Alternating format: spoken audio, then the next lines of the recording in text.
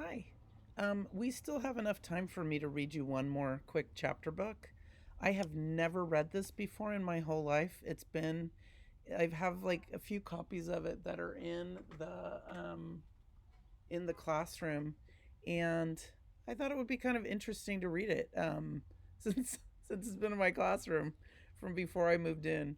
So it's written by Scott Odell, who is the author of Island of the Blue Dolphins and Zia, and also some of you were reading Sing Down the Moon, which he also wrote. So this is one of his books. It's called Carlota, and it sounds kind of interesting, the information that's on the back of the book. So it also looks pretty short.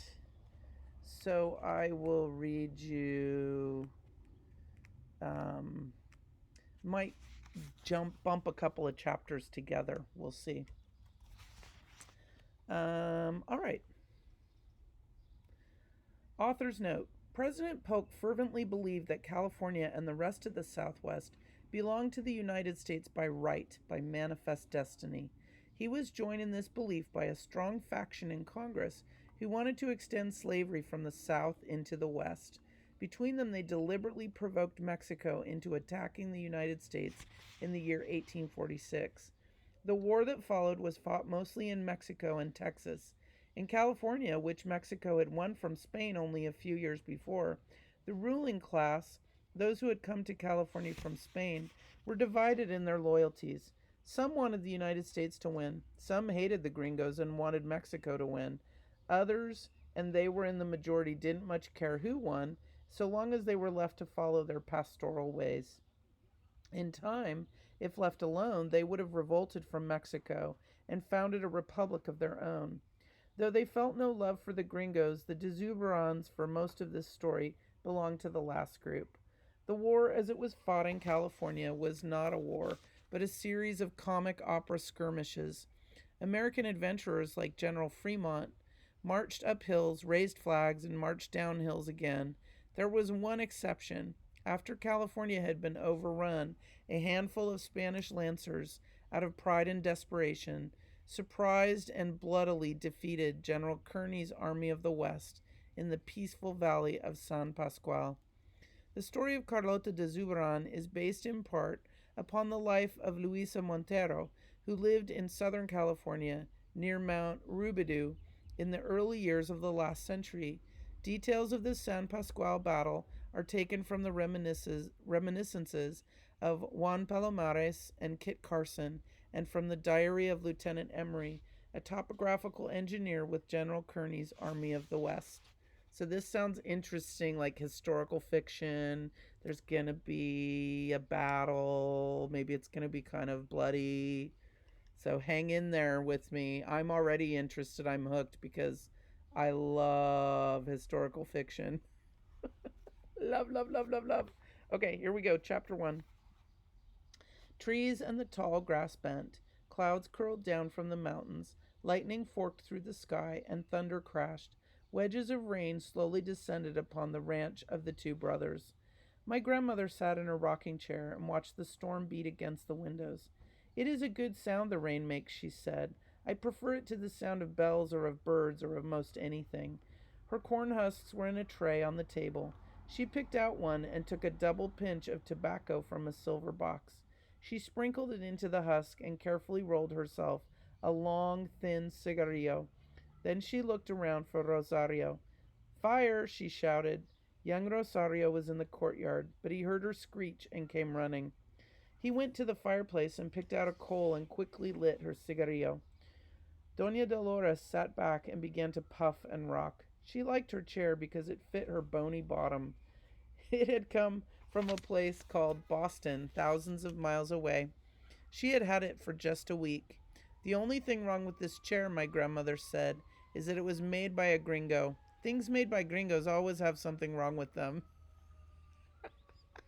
Offhand, it is difficult to say what will go amiss. It may develop a creak like the last one, or an arm will come loose, or a rocker will fall off and pitch me onto the floor. "This one looks stout," I said. "It is hard to tell what will happen to anything bought from a Yankee trader.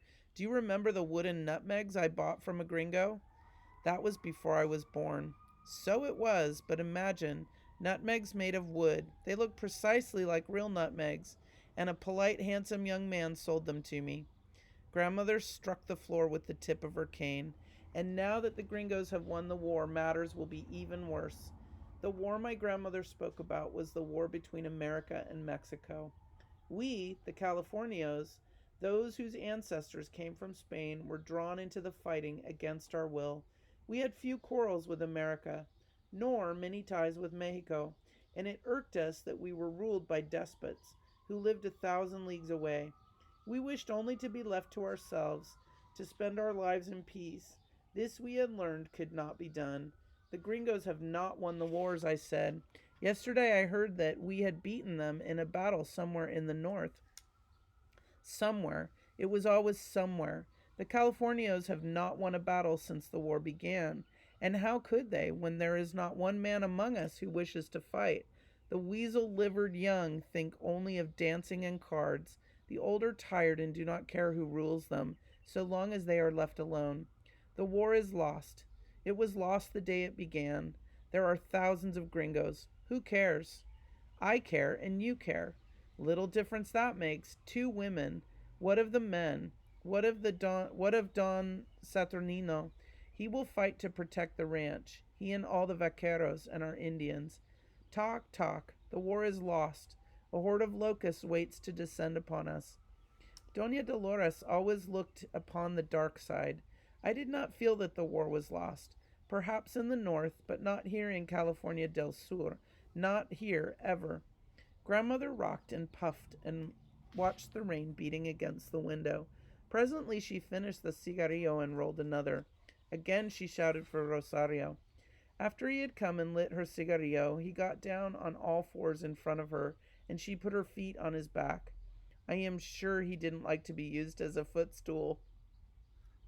Nor did I like it.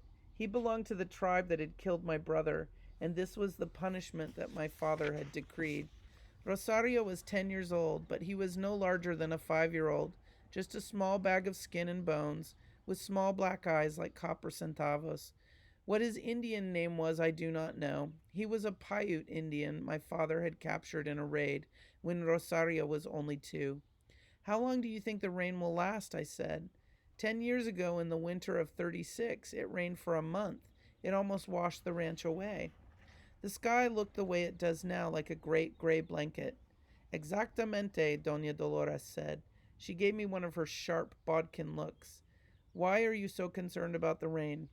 I had never lied to my grandmother except once.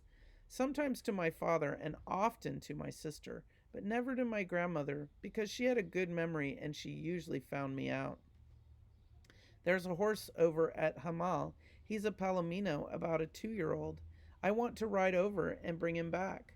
My grandmother blew smoke through her nose, 2 thin streams, and thought about something for a long while. This riding business, she said. One of the vaqueros reports that he saw you riding Tiburon, the black stallion. Is that the truth? It is true. With a leg on one side of the horse and a leg on the other side, astride. Is that true? It is also true. So back in the olden days, women were not allowed to ride astride a horse with their legs on either side of the horse's back. They had to ride side saddle with both their legs on one side of the horse. It was thought of as being really scandalous and inappropriate if you were a girl and you rode the horse with your leg on either side of the horse. Do you know what young ladies or ladies of any age do not ride stallions? That they ride mares and geldings but not stallions? I do. How long have you known this? For 10 years, since I was 6, and you told me. When did you start with the stallion? This summer, in June. And with the legs on each side? Yes, otherwise it is hard to ride. You do not stay on a stallion if both of your legs are dangling on one side. Is it necessary to ride a stallion? No, but it is more fun than to ride a mare. Doña Dolores' cigarillo had gone out, and Rosario brought another coal from the fireplace. This business of the stallion is the fault of your father, my grandmother said. He should not have encouraged you to ride the stallion with your legs helter-skelter. This was true.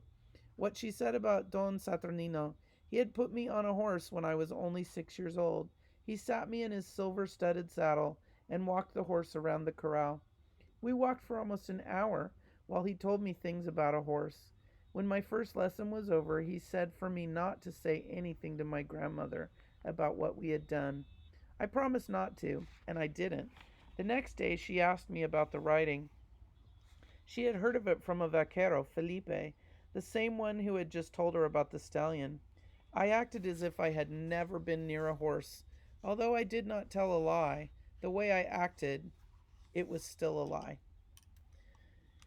It was the only lie I ever told her, for the next morning while I was riding around the corral and my father was walking beside me, she suddenly appeared. She was lame and walked with a stick, but there she was, half a league almost from the house, peering at us between the rails of the fence, and there I was astride. So this is what goes on under my very eyes, she said in her calmest voice. A scandal! Dear mother, Don Saturnino said, one day my Carlota will be good on a horse if you leave us alone. She still does not need to ride like an Indian. In my youth I rode side saddle from here to Los Angeles, which is more than 50 leagues. How long did it take you, Doña Dolores, this ride to Los Angeles? How many weeks? Not even 1 week, 6 days and a half to be correct.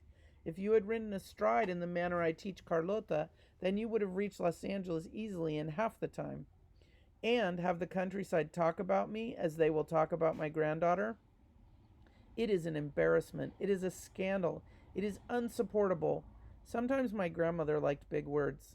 Since Carlota rides a horse as it should be ridden, my father said, and the countryside, as you call it, I presume you mean the Bandinis and the Palomareses, when these upstarts, the Bandinis and the Palomareses, both had received their grants and moved from Mexico many years after we, the Dezuberans, had settled upon the Rancho de los Dos Hermanos.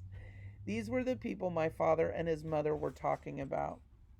When the upstarts see how beautifully she rides, my father went on, how swiftly and how elegantly, they will copy her. All of their daughters will be riding astride within a year's time, as if they had always ridden that way. Indeed, as if they themselves, and they alone, had set the fashion. I do not care the flick of my little toe about either the Bandinis or the Palomareses, grandmother replied. I care about my own sense of what is proper. Doña Dolores had paused to dab at her nose, as she stood there at the corral when I was only 6 years old. Sometimes when she saw that she wasn't about to get her way, my grandmother dabbed at her eyes with a dainty pink handkerchief she always carried in her sleeve. But this morning she didn't use it. Instead, she went clumping off, switching her stick back and forth as if warding off a horde of enemies. She is very angry, my father said. We had best not ride for a week or two until she simmers down. This did not please me, but I was then an obedient daughter, as I am now mostly, and said nothing. While the rain increased and beat loud upon the roof, my grandmother fell quiet. For a while I thought she was asleep, but suddenly she reached out and with the toe of her fine vicuña shoe gave Rosario a dig in the ribs. Off with you, she said, and see that Anita brings my chocolate. We have 9 servants, 3 cooks, 2 ironsmiths, 2 carpenters, 2 harness makers, 4 weavers, 1 majordomo, or it's pronounced mayordomo, and 12 vaqueros. Yet with all this army, nothing is ever done. There are too many captains in the army, I said, easing myself toward the door. I did not get there. Before you leave, Doña Dolores said, let us talk more about the business of the stallion. She paused and examined me from the tip of my boots to the red bandana that bound my hair. Once you looked like a girl, she said. That was before you started riding around the country like an Indian. Your legs were always too long, but now they have stretched out. Your skin is the color of a horsehide that has been cured for a year, and your hair has long sun streaks in it. The only thing about you that looks like a girl are your eyes, the golden eyes of the Dezuberans, for which you can take no credit, and which, no matter what you do, can never change, and the white teeth also. Rosario came back and got down on his hands and knees, and my grandmother very delicately put her tiny feet upon his back. She fixed me with her steady gaze. Behind it, I could see her mind working. This is kind of interesting. I like Grandma. She's sassy. I like a sassy grandma. All right. I will read you chapter 2 next time. Take care.